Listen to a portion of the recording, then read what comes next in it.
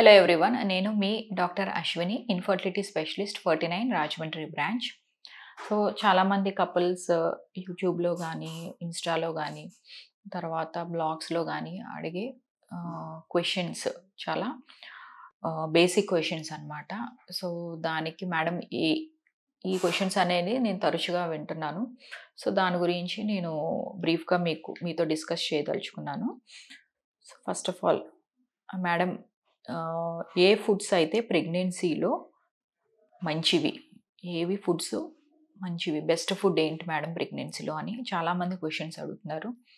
So, రీసెంట్‌గా positive వచ్చిన వాళ్ళు ప్రెగ్నెన్సీ న్యాచురల్‌గా వచ్చిన ఐవీఎఫ్‌లో గానీ, ఇతరత్రా చిన్న చిన్న ట్రీట్మెంట్స్‌లో కూడా పాజిటివ్ వచ్చి ప్రెగ్నెన్సీ క్యారీ చేస్తున్న వాళ్ళకి ఫుడ్ దగ్గరకొచ్చేసరికి యూజువల్లీ మనము అన్ని రకాల తృణధాన్యాలు, తర్వాత ప్రోటీన్, హై ప్రోటీన్ డైట్ ఉన్న animal foods, fat, both animal protein, plant based protein కూడా చాలా ఇంపార్టెంట్ అండి.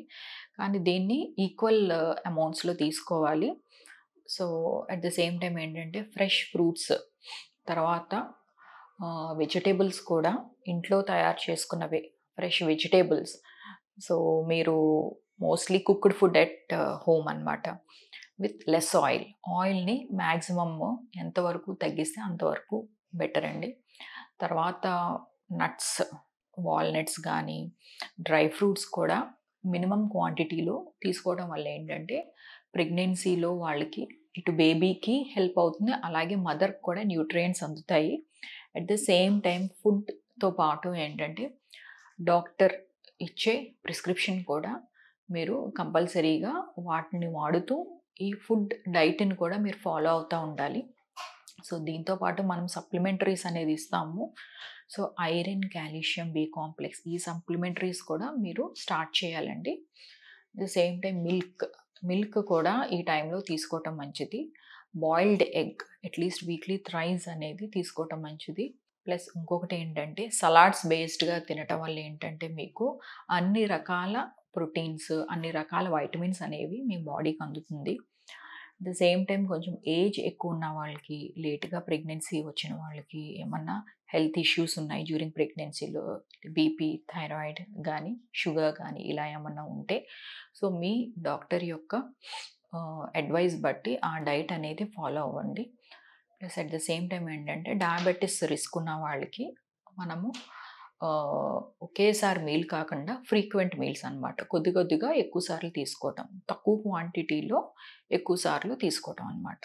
లంసమ్‌గా ఒకేసారి ఫుడ్ కాకుండా break. You have to give break to the food timings అనమాట. ఎవ్రీ 3 అవర్స్‌కి స్మాల్ స్నాక్ బ్రేక్‌లా తీసుకోవటం. Not like a heavy lunch or heavy dinner. So, ఇలా తీసుకోవటం వల్ల ఏంటంటే వాళ్ళ షుగర్ లెవెల్స్ అనేవి పెరగకుండా మెయింటైన్ అయ్యి ఉంటాయి.